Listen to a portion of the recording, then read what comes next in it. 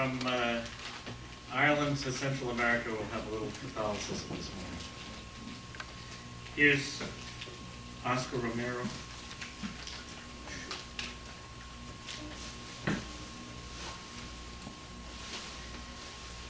How beautiful will be the day when all the church understand that their work, their job, is a priestly work. That just as I celebrate Mass at this altar, so each carpenter celebrates Mass at his workbench, and each metal worker, each professional, each doctor with her scalpel, the market woman at her stand, is performing a priestly office.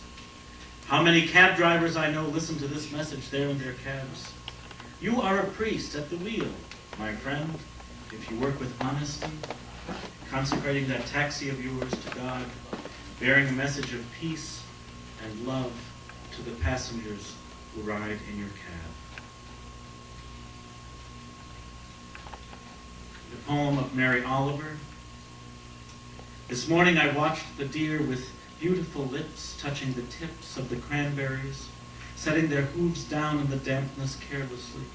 Isn't it, after all, the carpet of their house, their home, whose roof is the sky? Why, then, was I suddenly miserable? Well, this is nothing much. This is the heaviness of the body, watching the swallows gliding just under that roof. This is the wish that the deer would not lift their heads and leap away, leaving me there alone.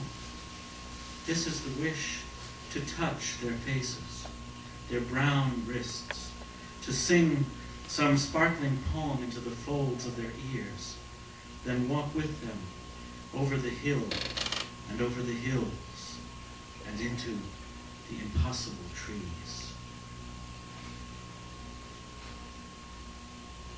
Each morning these days I go on a little walk, my morning constitutional I call it, a couple of dozen yards up the driveway, out toward the road to pick up the Boston Globe.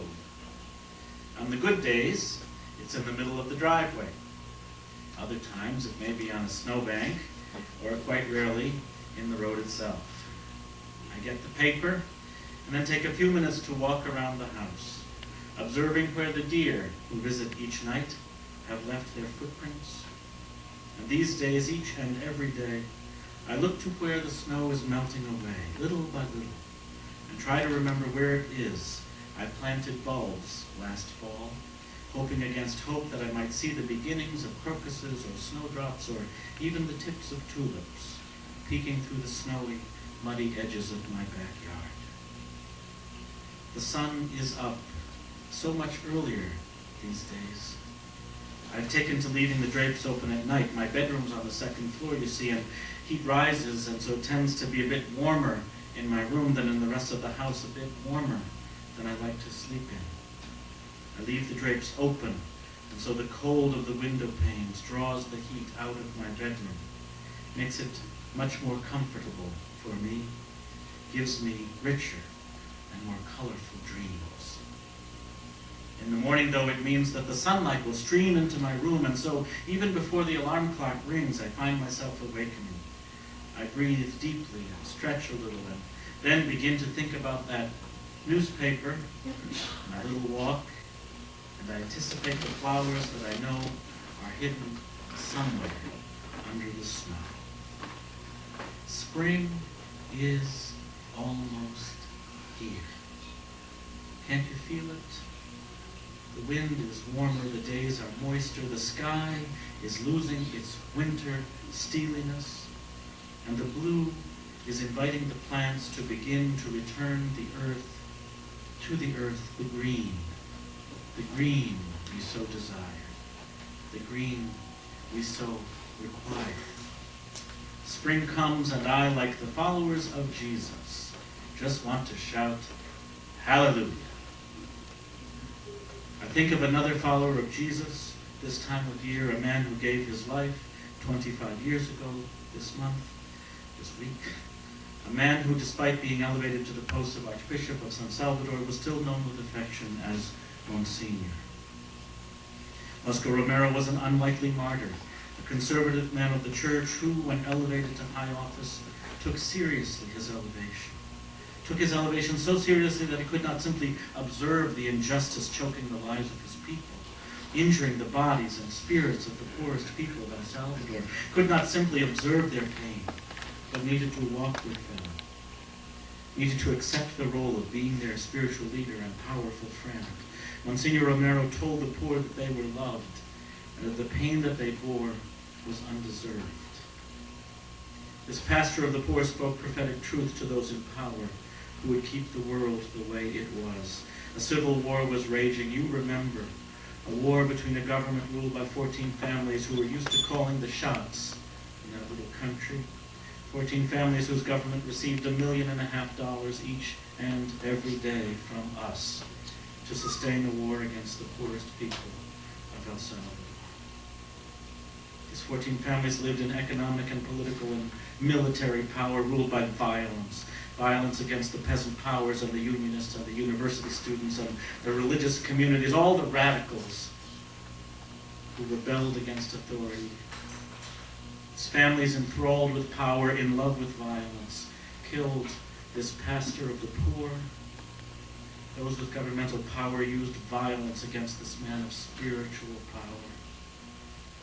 In the days after his most blistering sermons were broadcast on the radio to every corner of that little country, he knew his days were numbered, and on a Monday evening, he walked into the humble chapel of a hospital where he accompanied those who were ill and those who cared for the ill, and he was shot dead as he stood at the altar 25 years ago.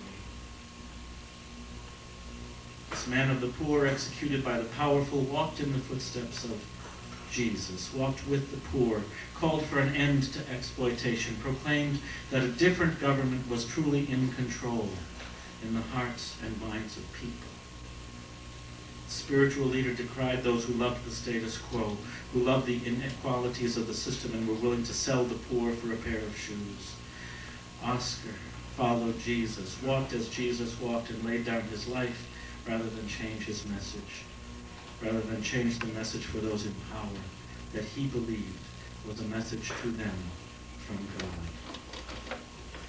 That message was calling them and us to our better selves, asking us to open up our eyes to see the realities around us, willing to say that the lives of everyday people are the interest of communities of faith. Through the church's eyes, he told us, I see the great deficiencies in our religion that the theology of liberation has now defined for us. Superstition, traditionalism, scandal. Those who have money even publish these scandals as though they were defending genuine values.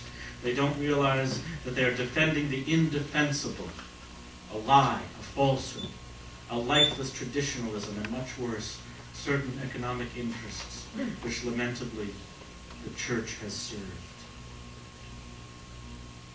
Monsignor Romero knew that there was a better way, a way out of formalism, of fundamentalism, of routine, of backward tradition and superstition. Like Jesus, who taught his followers in his living and in his storytelling, Romero knew that we all have a responsibility of teaching one another, of raising ourselves and our children well, of transforming ourselves and our patterns of behavior. Romero says, I call on all of you, makers of so many families, builders of so many homes, let each family not be a hindrance to the urgent changes that society needs. Let no family isolate itself from society as a whole because it is itself well off. No one marries just so that the two of them can be happy. Marriage has a great social function. It must be the torch that